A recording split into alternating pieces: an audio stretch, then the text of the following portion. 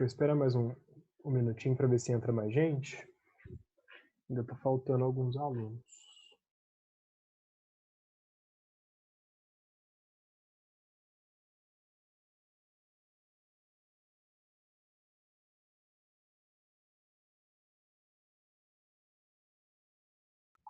Éder, Oi, eu não tenho certeza. Eu acho que você já corrigiu essa aula. a primeira aula já corrigi? Eu acho que sim. A minha Tá. também tá corrigida. Da aula 39, então eu corrigi, né? Da aula 40 eu não corrigi, não. Eu acho que você corrigiu até a 41. Eu acho que você já corrigiu tudo. Mentira que eu já fiz isso. Já sim. Eu não tô lembrado, gente. Então falta só a última, Semana então. passada a gente não teve aula. Aí acho que você corrigiu tem semana passada na outra. Ah, tá. Então foi isso. Eu Então, acho que falta explicar 42. tá. Falta então só o exercício da aula 42, né? Então, na verdade, desse capítulo 18, eu tenho umas coisas grifadas na apostila. Então, eu acho que você já deve ter falado alguma coisa. Ah, não. Sobre essa aula aqui eu falei já. Sobre evolução, evidências evolutivas eu falei. No caso aí falta a gente corrigir então o exercício dessa aula, que está na página 45. Se eu não me engano, acho que a última aula que eu falei sobre isso daqui, sobre essas teorias aqui da evidências evolutivas. Então vamos fazer o seguinte, como eu já corrigi os outros, então, vamos corrigir então o exercício da página 45, que é referente à aula 42, que é sobre evidências da evolução, e aí a gente corrige alguns adicionais também, até porque os adicionais acho que eu tenho certeza que eu não corrigi nenhum, né? Então vamos lá. Enquanto o pessoal vai entrando, vamos começar já. Então a gente vai corrigir a aula 42. Então vamos lá. Eu vou ler aqui o enunciado e a gente vai corrigir. Então lá na página 45, tá? Referente à aula 42, sobre evidências da evolução. Número 1. Qual conceito biológico está representado na figura a seguir? Justifique. A gente tem uma figura lá falando população original, milhões de anos, população atual. No caso aqui, então, a gente está falando sobre evolução, né? Um conceito de evolução biológica. Uma vez que a gente mostra aqui algumas transformações que ocorreu nessa espécie aqui ao decorrer dos anos. Então, primeiramente, população original. Eram triângulos vermelhinhos com bordas vermelhas e fundo branco, né? Depois eles se tornaram triangulinhos vermelhos e depois azuis. Isso quer dizer que eles se mudaram, né, ao decorrer dos anos. Então isso aqui representa um conceito de evolução biológica, tá? Eu estou deixando a correção aberta aqui, se vocês quiserem ir copiando a resposta completinha, vocês podem copiar também. Depois na número 2. A figura a seguir representa algumas estruturas animais. Então a gente tem o braço, né, de um humano, gato, baleia e morcego. Compare a asa do morcego com a nadadeira da baleia, em relação às suas origens evolutivas e funções. Para isso, utilizem conceitos aprendidos em aula. Então, ele quer comparar o do morcego e da baleia, né? Então, vamos ver. Tanto o braço do morcego, né, a asa do morcego, quanto o bracinho da baleia, eles vão ter lá húmero, vão ter ulna, vão ter rádio, tem o carpos e os metacarpos, né? Inclusive na mesma quantidade, tudo igualzinho. O que muda um pouco é como essa estrutura está identificada. Né? No morcego vocês percebem que ela é mais alongada, mais fina, enquanto na baleia são mais densas, né? São mais grossas as estruturas. Então vamos lá. Então, tanto o morcego quanto a baleia, né, tanto a asa do morcego quanto a nadadeira da baleia são órgãos homólogos, né, pois eles, apesar de terem funções distintas, né, ou seja, na baleia vai ser usado para nadar e no morcego para voar, né, mesmo eles tendo essas funções distintas, eles têm a mesma origem embrionária, né, e vão apresentar o esqueleto com o mesmo plano estrutural. Tá? E isso que significa órgãos homólogos. Homólogos quer dizer que tem a mesma estrutura, mas tem funções diferentes. Tá? Então eles têm os mesmos ossos, mas usam para coisas diferentes. Um usa para nadar e outro para voar. Então essa é a resposta da 2, que está aqui. Ó. Se vocês quiserem copiar também a resposta completinha. Depois na número 3. Listrosaurus era um réptil herbívoro cujo esqueleto fossilizado é encontrado em rochas na África, na Índia e na Antártida. Cinognathus era um réptil carnívoro cujo esqueleto fossilizado é encontrado em rochas da América do Sul e da África. Mesosaurus era um réptil carnívoro de água doce cujo esqueleto fossilizado é encontrado na América do Sul e na África. E o Glossopteris é uma planta com sementes cujas partes fossilizadas foram encontradas em rochas na América do Sul, África, Índia, Antártida e Austrália. Em todos os casos citados, as rochas datam de períodos entre 290 e 210 milhões de anos atrás. Letra A. O que significa encontrar fósseis semelhantes em regiões tão distintas atualmente? Bom, para isso daqui a gente tem que lembrar daquele conceito de que a Terra anteriormente ela era mais unida, né? Lembrando lá da Pangeia, né? De todo aquele período onde a Terra era mais unida. Como a Terra era mais unida, obviamente, nesse período aqui, esses animais teriam a chance de viver em ambientes diferentes, né? É exatamente por isso que a gente encontra esses fósseis em ambientes diferentes. Mas vamos ver a resposta completinha aqui, ó. A data das rochas em que os fósseis citados foram encontrados corresponde a um período em que o continente estavam ligados, né? Ou seja, eles estavam unidos, formando quase que uma massa única. Assim, os animais e as plantas citados estavam, ou viviam, espalhados pelo espaço amplo.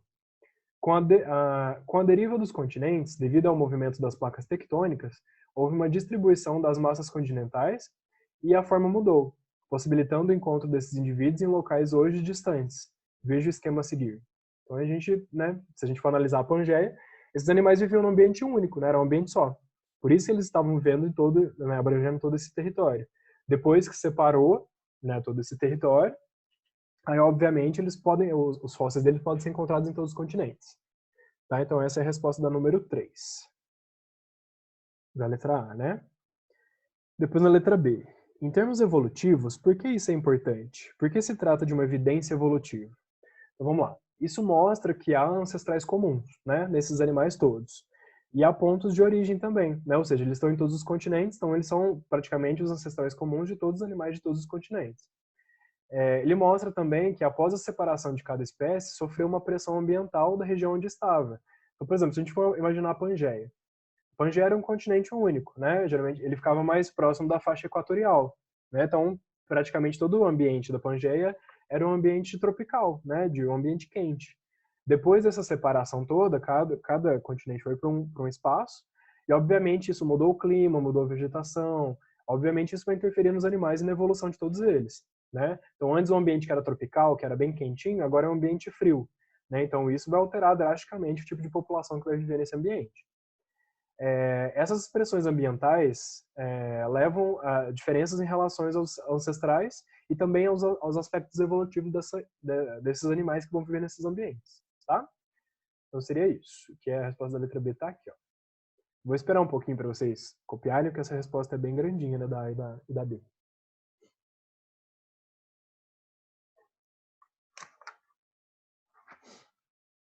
Mas vocês conseguiram entender o que eu quis dizer sobre a Pangeia, sobre a diversificação desses animais depois que separou os ambientes? Sim. Conseguimos, sim. Alguém mandou uma mensagem aqui no bate-papo. Sim. Beleza,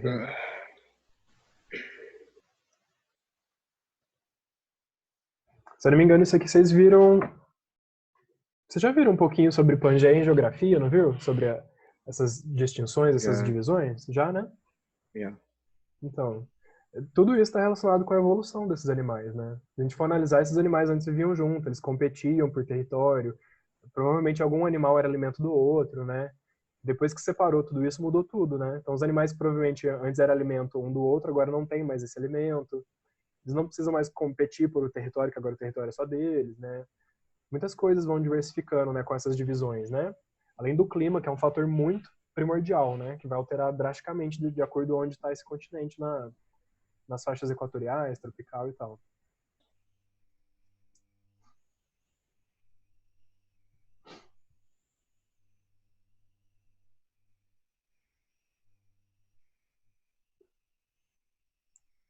Todo mundo copiou já?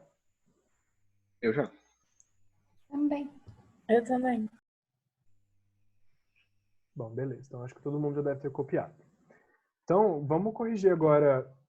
Ah, peraí, o Rian falou para esperar um pouquinho. Tá, pode copiar, Rian. Enquanto o Rian vai copiando, vamos abrir nos adicionais, vamos corrigir alguns adicionais também. Deixa eu ver qual que é o primeiro adicional que a gente tem que corrigir. Tá aqui.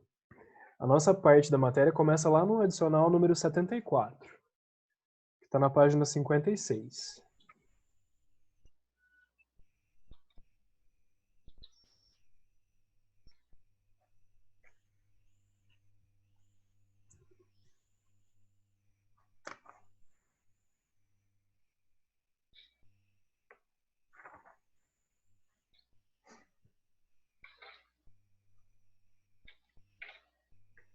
Oi, Matheus, chegou agora?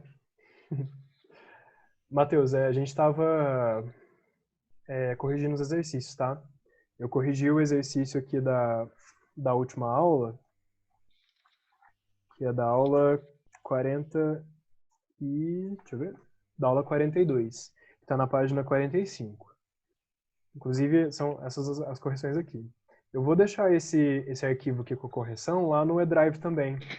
Aí, por mais que a gente não termine de corrigir todos os adicionais agora também, vocês podem continuar corrigindo. Vou deixar o arquivo com as respostas lá para vocês. Beleza, Rian, então vamos lá. Ó, então vamos lá agora para os adicionais. Deixa eu abrir aqui. Agora a gente vai lá para os adicionais, tá? A gente está lá na página 56. Deixa eu só aumentar um pouquinho isso aqui.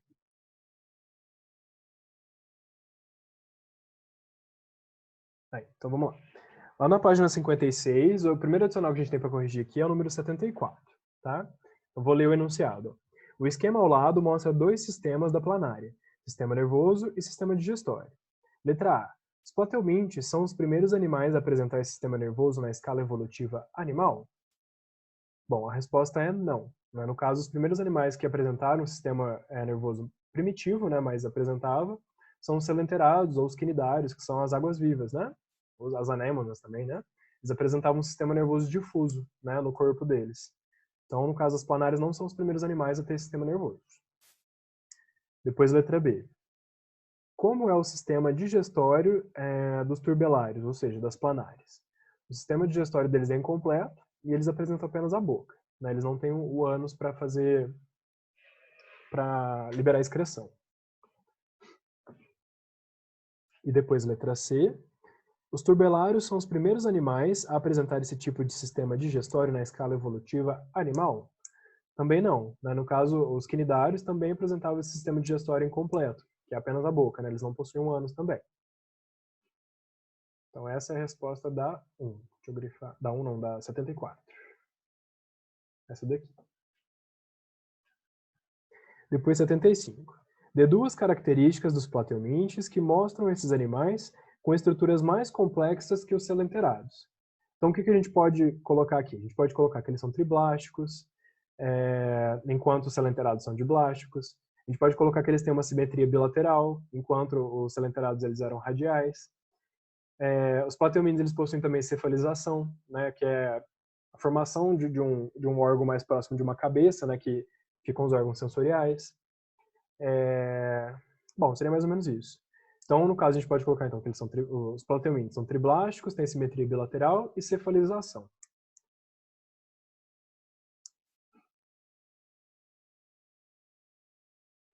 Então, essa é a resposta da 75. Depois, 76. Os platelmintes são os primeiros animais a apresentar um sistema excretor, que a gente chama de protonefrídeo com células flama. Como era a excreção em poríferos e selenterados? Bom, no caso dos poríferos e dos selenterados, que são os quinidários, a excreção dos resíduos celulares era feita diretamente para o meio aquoso, né? No caso, por exemplo, os dois animais, eles fazem... Não, mentira. Na verdade, os poríferos, né, fazia uma filtração, né, do alimento. Então, ele filtra o alimento ali e depois o que não for utilizado, ele já expele para fora, no caso, para a água. Os selenterados, alguns se alimentam de outros animais e tal, mas a maioria deles também vão liberar, né, tudo para o meio exterior, né, para o meio aquático. Eles não têm né, um ânus que vai fazer toda essa excreção, tudo mais. Eles só excretam realmente ali, se alimentou, não utilizou o restante, excreta pela própria boca. Então essa aqui é a resposta da 76.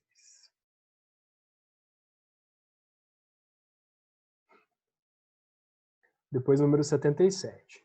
O filo dos plateumintes é caracterizado pelo aparecimento, pela primeira vez na escala zoológica, da simetria bilateral. Com o aparecimento da simetria bilateral, temos também, a gente vai ter o quê? A letra C, o aparecimento da cefalização e movimento direcional do corpo. Tá? Então essa simetria bilateral, ela define os planos corpóreos desse animal, né, entre direito e esquerdo, né, se a gente cortar esse animal no meio, ele tem dois lados idênticos, e dorsal e ventralmente, né, em regiões anterior e posterior também. No caso aqui da resposta, o que mais que ele fala? Nos plateumintes, esse tipo de simetria corporal determinou a cefalização e a movimentação direcional do corpo à procura de alimento, abrigo e parceiro sexual, ampliando a abrangência ecológica do grupo. E a partir deles, todos os outros animais vão apresentar essa simetria, tá? Bilateral. A gente viu lá os vermes, os anelídeos, nematóides, todos eles vão possuir essa simetria bilateral.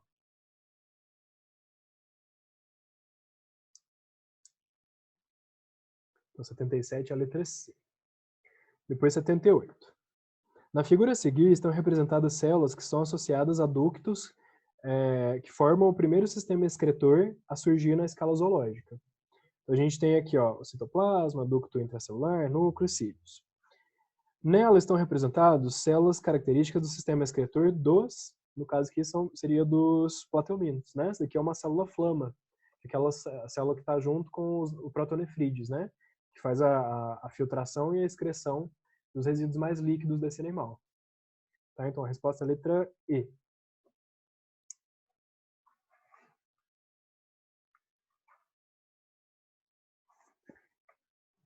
Depois 79. As planárias são vermes acelomados, pequenos e achatados dorsoventralmente. Apresentam um tubo digestório com inúmeras ramificações, porém somente a boca e sem ânus. São animais hermafroditas com fecundação interna. O tamanho e a forma das planárias estão diretamente relacionadas com, no caso aqui seria com a letra E, né, com a ausência do sistema circulatório. Então, por eles não apresentarem o sistema circulatório, eles não conseguem ser animais muito grandes, né, senão eles não vão conseguir dispersar todos os alimentos e, no caso, oxigênio para o corpo todo.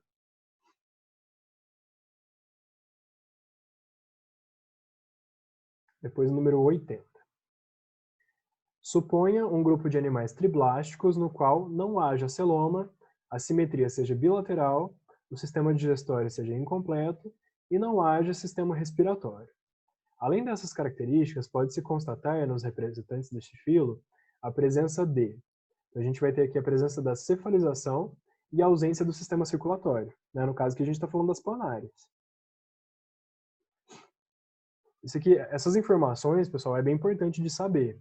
Por exemplo, assim, quais são os animais que são triblásticos, quais têm celoma, qual que não tem, qual que é a simetria radial, qual que é a simetria bilateral, se tem sistema digestório completo ou não, se tem sistema respiratório. Porque, geralmente, em vestibular, cai algumas perguntas tipo essa daqui, essa número 80.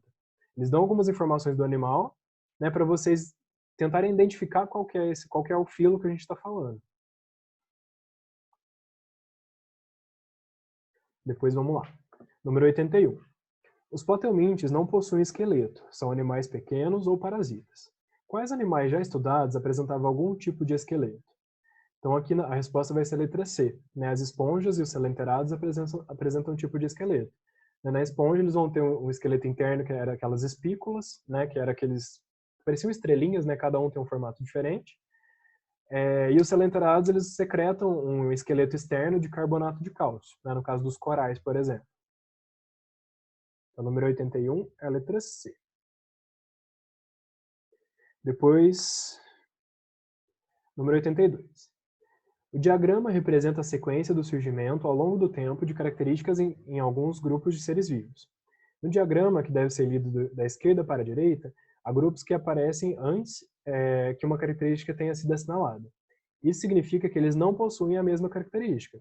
Todos os grupos que surgem depois de uma dada característica a possuem. A gente tem lá células eucariontes, depois A, simetria radial B, sistema digestório C, simetria bilateral D.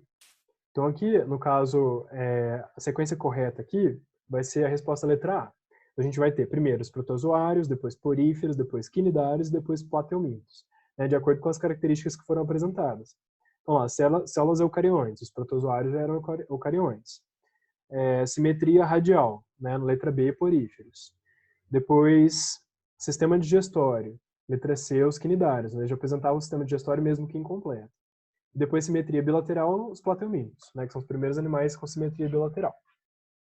A resposta é a letra A. Depois, número 83.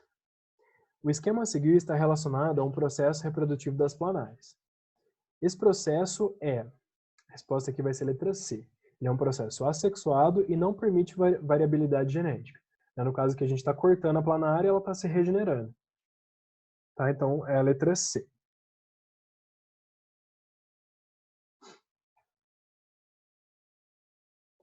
Agora, número 84. A esquistossomose intestinal é uma doença parasitária causada pelo Schistosoma mansoni, né, que são plateumintes trematodas de Geneia, também conhecido como xistose ou barriga d'água. O Brasil é um foco endêmico da esquistossomose, com mais de 6 milhões de pessoas infectadas. O ciclo do Schistosoma mansoni envolve 2 hospedeiros, o homem, e o hospedeiro, que é o hospedeiro definitivo, e os caramujos aquáticos do gênero Bionfalaria, que são os hospedeiros intermediários.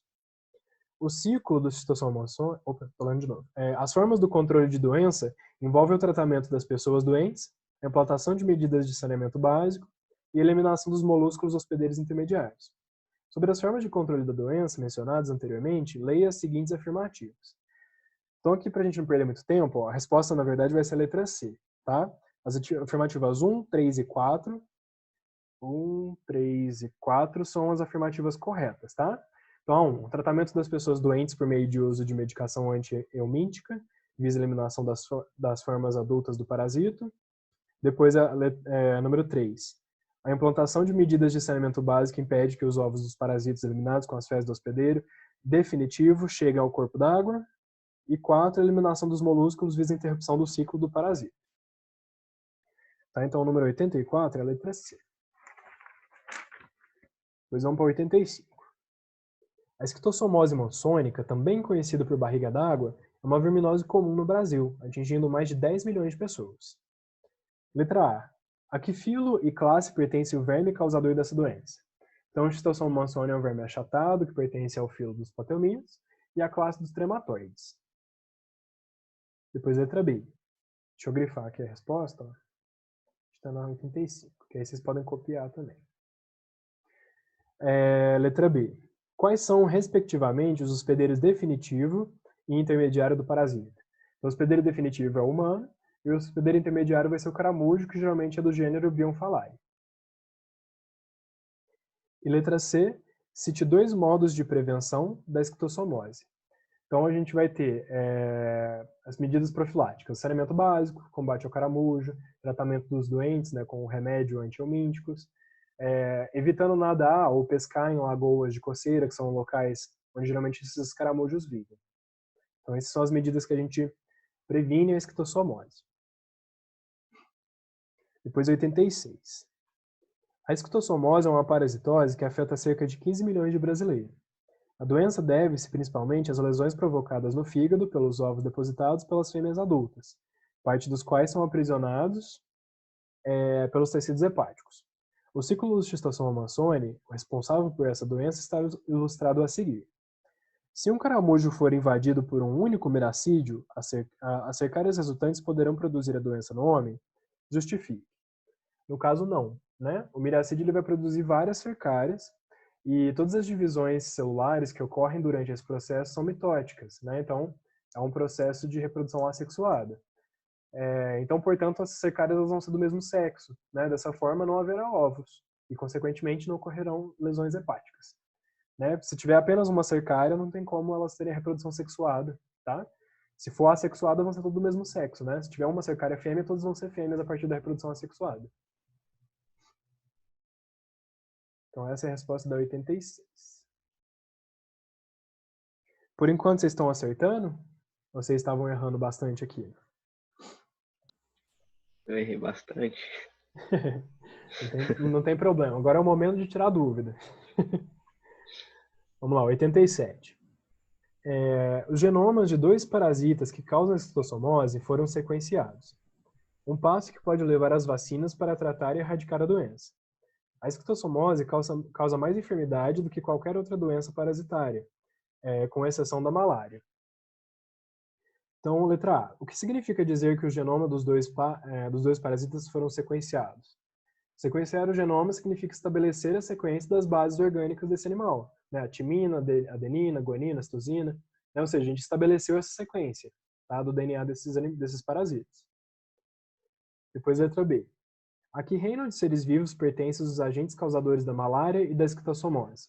Então, no caso da malária, é um protozoário, que é o Plasmodium sp, é um protista. E o da esquistossomose é o verme Schistosoma mansoni, que pertence ao reino animal. Depois, letra C. Qual é a maneira mais comum de uma pessoa contrair a malária?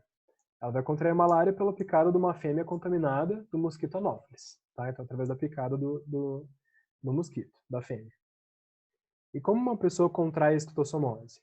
Ela vai contrair através das larvas que vão penetrar na pele dela, que são as cercárias, né? Quando essa pessoa está lá naquela água que tem vários caramujos, né? Que é uma água que pode estar, possivelmente vai estar contaminada. Essa aqui é a resposta da 87. Bom, pessoal, a gente tem só mais 1 minuto. Não vai dar tempo da gente corrigir a próxima. Mas eu vou deixar esse arquivo com as respostas lá para vocês. Eu não sei se eu já deixei, se eu não tiver deixado, se eu não coloquei ainda, eu vou colocar lá. Tá? Então, as respostas do volume 3. E como a gente acabou o volume 3, na próxima aula a gente inicia o volume 4, tá? Ok. Todo mundo já pegou o volume 4 lá na escola, né? Eu já peguei. Já. Beleza. Então eu vou deixar esse arquivo com a correção para vocês continuarem corrigindo. E na próxima aula a gente começa o volume 4, então. Beleza? Beleza. Então, pessoal, um grande abraço para vocês. E até semana que vem. Bom descanso. Aproveita para descansar um pouquinho no final de semana também. Até. Tchau, tchau, gente. Tchau. Tchau. Tchau. Tchau, tchau.